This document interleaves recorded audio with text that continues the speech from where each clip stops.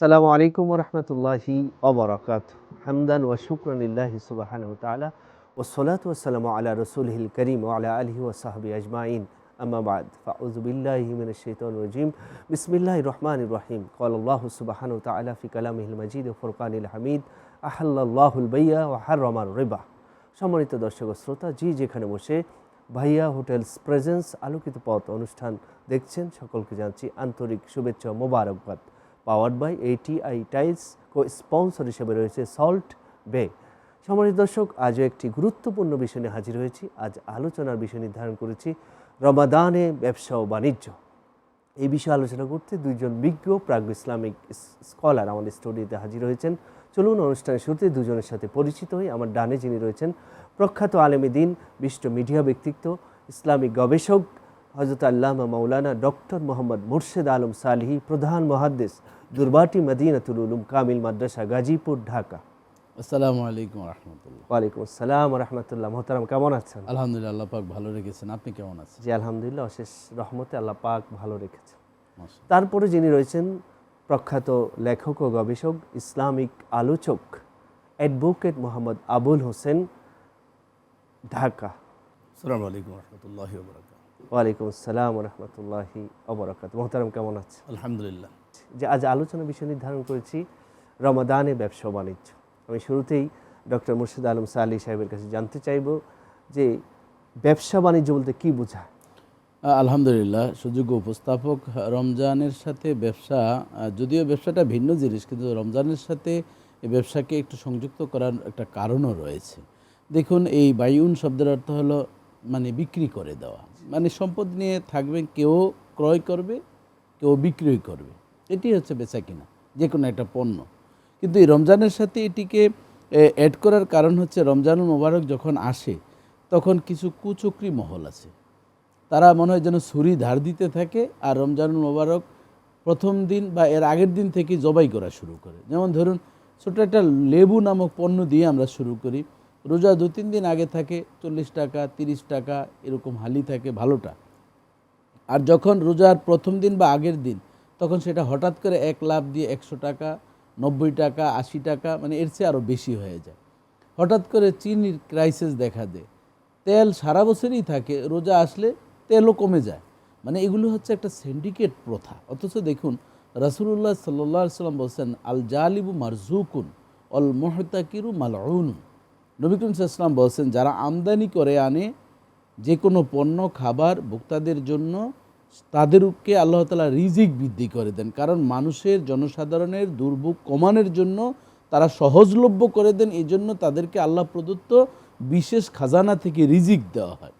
আর all মুহতাকিরু মালউনুন, আর যারা পুঞ্জীভূত করে, গুদামজাত করে, ক্রাইসিস করে, সিন্ডিকেট করে, মানুষকে কষ্ট দিয়ে, তারা হচ্ছে আল্লাহর পক্ষ থেকে গজবপ্রাপ্ত, অর্থাৎ তারা অভিশপ্ত। তাহলে আমরা কোন দলে যাব? আপনি আয়াত তেলাওয়াত করেছেন, আহাল্লাল্লাহুল বাইয়া ওয়া হাররামার রিবা, আল্লাহ ব্যবসাকে বৈধ করেছেন আর সুদকে হারাম করেছেন। দেখুন, আমি অনেক ব্যবসায়ীকে এরকম দেখেছি, রোজায় তাদের জমজমাট ব্যবসা করার জন্য সুদে টাকা নেয়, সুদি ব্যাংক থেকে টাকা নিয়ে মাল বেশি উঠায়। কিসের জন্য? ব্যবসা বাড়ানোর জন্য। কিন্তু যে রাসূলুল্লাহ সাল্লাল্লাহু আলাইহি ওয়াসাল্লাম যেই হাদিসটি আমাদের খুব প্রসিদ্ধ, লাআনাল্লাহ, আল্লাহ সুবহানাহু ওয়া তাআলা অভিশাপ দিয়েছেন আকিলুর রিবা ও মাকুল, অর্থাৎ যে সুদ দেয়, যে খায়, এবং আল কাতিব ও শাহিদ, যে লেখে এবং সাক্ষী থাকে, এই 4 শ্রেণীর মানুষকে গজব দিয়েছেন। তাহলে দেখেন, আমরা কি গজব নিব নাকি আমরা রহমত নিব? অবশ্যই আমরা গজব নিব না, রহমত নিব। এই জন্য সুদ পরিহার করতে হবে। কারণ দেখুন, এই যে সুদের যে গুনাহ রয়েছে, এই গুনার মধ্য থেকে সবচেয়ে আদনা একটা ছোট্ট গুনাহ হচ্ছে নিজের মায়ের সাথে জিনা করা, বেবিচার করা। এটা শুনতে যেমন অসুন্দর, বলতে গেলেও মানে মুখ দিয়ে বাধা সৃষ্টি হয়। তারপরেও কেন রাসূল সাল্লাল্লাহু আলাইহি ওয়াসাল্লাম এই বিষয়টি বলছেন? যাতে করে কারো ঘৃণা জন্মে এই কাজটি আমরা না করি। তো এই যে ব্যবসাকে আরও বেশি চাঙ্গা করার জন্য সুদে টাকা নেওয়া। এবার দেখুন, এই রমাদানুল মোবারক যখন আগমন করে, এই ভাজা পোড়াটা খুব বেশি, বিভিন্ন ধরনের আপনার বেগুনি, আলুর চপ, নানান কিছু থাকে। তেল যেটা প্রথম রমজানে শুরু করে পোড়ানো ভাজা, শেষ রোজা পর্যন্ত চলতেই থাকে। তাহলে প্রফিট কিন্তু আপনি নিচ্ছেন, লাভবান হচ্ছেন, কিন্তু এই যে মানুষকে ক্ষতি করছেন, মানুষের এই যে লিভারটাকে নষ্ট করে দিচ্ছেন, এই লিভার নষ্ট করার কারণে আপনি তো একজন মানুষকে হত্যা করার শামিল হয়ে জি, যাচ্ছেন। এই যে বিষয়গুলো আসলে আমরা মুসলমান এখন আসলে তাদের মধ্যে এই যে ইসলামের যে বিষয়গুলো এটা আসলে একেবারে অনুপস্থিত। জি, চমৎকার বলছিলেন যে মোহতারাম, আপনার কাছে জানতে চাই যে আসলে এই যে ভেজাল, আপনার একটা তেল পোড়াতে পোড়াতে শেষ পর্যন্ত নিয়ে আসে, এটা কিন্তু একটা ভেজাল। ফরমালিন, এটাও ভেজাল। এই ভেজাল সম্পর্কে ইসলাম কি বলে? তো আমি যদি নিজেকে মুসলমান দাবি করি, তাহলে মুসলমান দাবি করলে একজন মুসলমানের দায়িত্ব হবে আল আমরু বিল মারুফ ওয়া নাহই আনিল মুনকার, ভালো কাজের আদেশ দেওয়া, অসৎ কাজ থেকে বিরত থাকা। এটা মুসলমানের চরিত্র হবে। আর আল হুব্বুলিল্লাহ ওয়াল বুগযুলিল্লাহ, মুসলমান আল্লাহর সন্তুষ্টির জন্য ভালোবাসবে, মুসলমান আল্লাহর সন্তুষ্টির জন্য অন্যকে ঘৃণা করবে। দেখেন, সৌদি আরবে নবী করিম সাল্লাল্লাহু আলাইহি ওয়াসাল্লামের পৃথিবীতে আগমন, সৌদির লোকেরা কিন্তু এখনও তাদের ঐতিহ্য ধরে রেখেছে, তাদের মেহমানদারিত্ব, তাদের আপ্যায়ন। আমাদের দেশে দ্রব্যমূল্য রমজান আসার আগে, যে ক্ষেত্রে মহতারাম আলোচনা করেছিলেন যে রমজান আসার আগেই মানে সব সম্পদকে নিজের গুদামজাত করে দাম বাড়িয়ে দিচ্ছে। মক্কার মধ্যে আমি দেখেছি, হাজী সাহেবরা অনেকে বলেছেন, নিজেরাও শুনেছি, যে ওরা রমজান মাস আসলে সবচাইতে বেশি সব কন্টেনার তারা পরিবার পরিজন আত্মীয় স্বজন দেশি বিদেশি সকল মানুষের জন্য করে। কেন করে? কারণ নবী করিম সাল্লাল্লাহু আলাইহি ওয়াসাল্লামকে সাহাবায়ে কেরাম আরজ করলেন, ইয়া রাসূলুল্লাহ আইয়ুল উমুরি খায়রুন ফিল ইসলাম, নবীজিকে আমাদেরকে একটু বলেন না ইসলামে উত্তম কাজ কি। নবী করিম সাল্লাল্লাহু আলাইহি ওয়াসাল্লাম বলেছেন, তুকরিউস সালাম ওয়া তুতইমুত তুআম মানলাম আরাফতা ওয়ামান তারিফ, তুমি যাকে চিনো বা যাকে চিনো না তাদের উভয়কে তুমি সালামের প্রচলন করো, তাদেরকে মেহমানদারি করো, আপ্যায়ন করো। আর আমাদের দেশে তার উল্টোটা হচ্ছে, যেটা আপনি বলছেন ভেজাল। দেখুন, আল্লাহ পাক রব্বুল আলামিন কোরআনে কত সুন্দর করে বলেছেন, ইয়াউমা লা ইয়ানফাউ মালু ওয়ালা বানুন ইন্নামা আমওয়ালুকুম ওয়া আওলাদুকুম ফিতনা। বান্দা, যখন তুমি আমি আল্লাহর কাছে হিসাব দিতে আসবা, সেদিন তোমার ধন সম্পদ কোনো কাজে আসবে না, তোমার এই অবৈধ পথের উপার্জন, তোমার সন্তান সন্ততি তোমার কোনো কাজে আসবে না, আসবে হচ্ছে তোমার নেক আমল, ভালো কাজ। নবী করিম সাল্লাল্লাহু আলাইহি ওয়াসাল্লাম বলেছেন যে একজন ব্যক্তি 10 দিরহাম দিয়ে একটি জামা ক্রয় করলো, 9 দিরহাম তার অনেক পরিশ্রমের উপার্জন, আর 1 দিরহাম তার ওই যে খাদ্যের ভেজাল, ওই যে মাপে কম দেওয়া, ওই যে মাল গুদামজাত করে রাখা, ওই যে মানুষকে ঠেকিয়ে টাকা নেওয়া, ওই যে মিথ্যাচার বলা, আমার এটা 10 টাকা কিনা 12 টাকা দেওয়া লাগবে, এই মিথ্যাচার করে যে টাকাটা উপার্জন করে ওটা হারাম। তো নবী সাল্লাল্লাহু আলাইহি ওয়াসাল্লাম বললো যে 9 দিরহাম তার একেবারে হালাল উপার্জন, 9 দিরহামের সাথে তার 1 দিরহাম যখন হারাম যুক্ত হলো, মিথ্যাচারের কারণে যুক্ত হলো, মানুষকে কষ্ট দেওয়ার কারণে যুক্ত হলো, এটা তার জন্য হারাম হয়ে গেল। দেখেন, আমরা মাহে রমজানে সিয়াম সাধনা করি, তাকওয়া অবলম্বন করি আল্লাহর সন্তুষ্টির জন্য, তাই না? অবশ্যই। তো আল্লাহর সন্তুষ্টির জন্য যেই সারাদিন উপবাস থেকে রোজা রাখবে, রব্বুল আলামিন বলছেন লিসসাইমি ফারাহতান, রোজাদারের জন্য 2টি খুশি। এন্দাল ইফতার, একটা হলো ইফতারের সময় সারাদিন উপবাস থেকে না খেয়ে, আল্লাহকে না দেখে, ওই ইন্না আলাইকুম লাহাফিজিন, না দেখেও বলছে আমার আল্লাহ দেখছেন। এই ঈমান এতেকাদের সাথে যখন আমরা সারাদিন না খেয়ে থাকি, খাবার নিয়ে বসে থাকি, তখন আর যখন ইফতারের সময় ইফতার করি, আল্লাহ বলেন বান্দার আমার নিয়ামতগুলো সারাদিন তৃষ্ণার্ত ক্ষুধার্ত অবস্থায় যখন সে খাবার খেতে বসে, যখন শরবত পান করে, ফল ফলাদি খায়, তখন আমি আল্লাহর নিয়ামতের শুকরিয়া তাদের হৃদয় থেকে চলে আসে। এটা তাদের জন্য একটি আনন্দ। আরেকটি আনন্দ হচ্ছে বান্দা যখন আল্লাহর হুকুম আদায় করতে গিয়ে রোজা রাখবে, কাল কিয়ামতের ময়দানে রব্বুল আলামিন তাদের সাথে সাক্ষাৎ করবে। কত সুন্দর, কত অলংকার। তাহলে আজকে অলংকার পেতে হলে আজকে আমরা যারা আমাদের দেশের কথাই বলছি, আজকে যারা আপনি পাঞ্জাবি পড়েছেন, টুপি পড়েছেন, নামাজেও যাচ্ছেন, ওজনও কম দিচ্ছেন, মালও গুদামজাত করছেন, তেলের মধ্যেও ভেজাল দিচ্ছেন, সোয়াবিনের পরিবর্তে পাম অয়েল দিচ্ছেন, পাম অয়েল পরিবর্তে কেউ সানাচুর পাচ্ছেন, বিভিন্ন মানে দ্রব্যাদি যেগুলো বাজারজাত হয়, এগুলো শুনতেছি নাকি সুপার টুপার আর যে মোবিল টোবিল দিয়ে অনেকে বাজে, কথা শুনলে গা শিহরে ওঠে। যেই মোবিল অথবা তেল জাতীয় কোনো পদার্থ মানুষের পেটে গেলে এমনি নারী বলি সব জ্বলে শেষ হয়ে যায়। আপনি কাকে শেষ করছেন? এই জাতিকে। কাল কিয়ামতের ময়দানে আর দুনিয়া মাজরাতুল আখিরা, জি, চমৎকার বলছিলেন। আল্লাহর কাছে কিন্তু ইনশাআল্লাহ আবারও ফিরবো আপনার কাছে। সুপ্রিয় দর্শক, আপনারা দেখছেন ভাইয়া হোটেলস প্রেজেন্স আলোকিত পথ, powered by ITI tiles, co sponsor হিসেবে রয়েছে সলভে। দর্শক, নিচ্ছি ছোট্ট একটি বিরতি, আমাদের সাথে থাকুন। ফিরে এলাম বিরতির পর, আমাদের সাথে থাকার জন্য ধন্যবাদ। আপনারা দেখছেন ভাইয়া হোটেলস প্রেজেন্স আলোকিত পথ, powered by ATI tiles, co sponsor হিসেবে রয়েছে সল্ট বে। ফিরছি আলোচনায়। যে মোহতারাম, আপনার কাছে আবারও ফিরতে চাই যে আমরা যে ব্যবসা বাণিজ্য চমৎকার পৃথিবীর জমিনে আল্লাহ পাক একটা সুযোগ করে দিয়েছেন, কিন্তু আমরা দেখাচ্ছি এই ব্যবসাকে এখন সুদের মধ্যে নিয়ে যাচ্ছি, আমরা ভেজালের মধ্যে নিয়ে যাচ্ছি, ব্যবসার সাথে সুদকে জড়িয়ে দিচ্ছি, হারামকে হালাল, হালালকে হারাম বানিয়ে ফেলছি। এ সম্পর্কে বলবেন? জি, ধন্যবাদ সুযোগ্য উপস্থাপক। দেখুন, ব্যবসায়ীদের সম্পর্কে রাসূলুল্লাহ সাল্লাল্লাহু আলাইহি ওয়াসাল্লাম কিন্তু অসংখ্য হাদিস বলছেন। নবীজি তাদেরকে উদ্বুদ্ধ করার জন্য আমাদের ব্যবসায়ী বন্ধুদেরকে বলছেন, আত-তাজিরুস সুদুকুল আমিন মা'আন নাবিয়িনা ওয়াস সিদ্দিকিনা ওয়াস শুহাদা।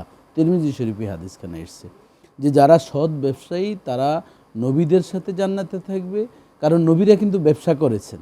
আপনি নিশ্চয়ই জানেন, আমরা যোগে যোগে যদি দাউদ আলাইহিস সালামের হিসাব করি, তিনি কিন্তু ব্যবসায়ী ছিলেন। এরপর রাসূলুল্লাহ সাল্লাল্লাহু আলাইহি ওয়াসাল্লাম তো খাদিজা রাদিয়াল্লাহু তাআলার ব্যবসা করেছেন, অন্যান্য নবীদের কথা নাই বললাম। তিনি খাদিজা রাদিয়াল্লাহু তাআলা আনহার ব্যবসাকে চালিয়ে 6 মাসে তিনি একেবারে 6 বছরের চেয়ে বেশি লাভবান করেছেন। কিসের মাধ্যমে? এই যে সুদুক, তার আল আমিন খেতাব তিনি পেয়েছেন এই ব্যবসার মাধ্যমেই কিন্তু। এরপর সিদ্দিকিন সাহাবা ইকরামদের সাথে জান্নাতে থাকবেন, এবং সাহাবা ইকরামও ব্যবসা করেছেন। যেমন আবু বকর রাদিয়াল্লাহু তাআলা ব্যবসায়ী ছিলেন, উসমান ইবনে আফফান রাদিয়াল্লাহু তাআলা ব্যবসায়ী ছিলেন, এবং সোহাদা এবং যারা শাহাদাত বরণ করেছেন তাদের সাথে জান্নাতে থাকবেন। তাহলে এই যে ও হাসুনা উলাইকা রফিক, অন্য আয়াতে আল্লাহ তাআলা বলছেন যে এই সঙ্গীরা কতই না উত্তম সঙ্গী। তাহলে আমরা এই ব্যবসাটাকে অবৈধ করে ফেলি কখন? যখন ভেজাল ঢুকে, যখন এই যে কাপড় মাপতেছে, দেখবেন আমি অনেক সময় লক্ষ্য করেছি পছন্দ পছন্দ করে এইভাবে এমনভাবে মাপতে থাকে, মাপতে মাপতে দেখা যায় 1 ইঞ্চি করে কমে কমে দেখা যায় 1 গজ তিনি বাড়ালেন। তাহলে দেখা যায় এই যে একটা থানের ভিতরে যে কাপড় থাকে, ধরেন 10,000 টাকা বিক্রি হলো, কিন্তু এই 200 টাকার জন্য 10,000 টাকা সম্পূর্ণ হারাম হয়ে গেল। যে মোহতারাম একটু আগে বলছেন যে 10 দেরহামের ভিতরে একটা জামা কিনলাম, এর ভিতরে যদি রাসূলুল্লাহ সাল্লাল্লাহু আলাইহি ওয়াসাল্লাম বলছেন 1 দেরহামও যদি তোমার হারাম থাকে, তাহলে ওই জামা পরিধান করে ইবাদত করলে কবুল হবে না। তেমনিভাবে কসবুল হালাল ফারিদাতুম বাদা ফারিদা, নামাজ যেমন ফরজ, হালাল উপার্জন করাও কিন্তু ফরজ। তাহলে আপনি যদি হারাম উপার্জন করছেন বিভিন্ন ধরনের প্রতারণা করে, তাহলে তো আপনার ইবাদত কবুল হবে না। মান ওয়াসফ আলাইসা মিন্না, যে প্রতারণা করে, খাবারে ভেজাল মিশ্রিত করে, সে তো নবীজির উম্মতই না। আপনি দেখেন চিপস এখন কত রকমারি সুন্দর সুন্দর দোকানে সাজানো হয়, পটেটোর দুর্গন্ধও পাওয়া যায় না, সুগ্রান্ত দূরের কথা। এগুলো কি দিয়ে বানানো হয়? ওই যে গম বা পপনের যে গুঁড়া, এইসব দিয়ে বানানো হচ্ছে, নানান ধরনের ভেজাল মিলিয়ে ছোট্ট বাচ্চাদের দুধ বানানো হচ্ছে। সেটার ভিতরে এখন এমন কিছু পদার্থের নাম শুনি যে নানান ধরনের সাবানের যে গুঁড়া, এইসব বিষয় দিয়েও নাকি এখন মজাদার করা, এবং আপনি যে সুন্দর মাঠা বিক্রি করা, তার ভিতরে আমরা বলি যে সর পেয়েছি, কি খুশি হয়ে চিবাচ্ছি, অথচ সেটা হচ্ছে টিস্যু পেপার। মানে তো কোথায় যাবেন আপনি? ফরমালিন, ভেজাল।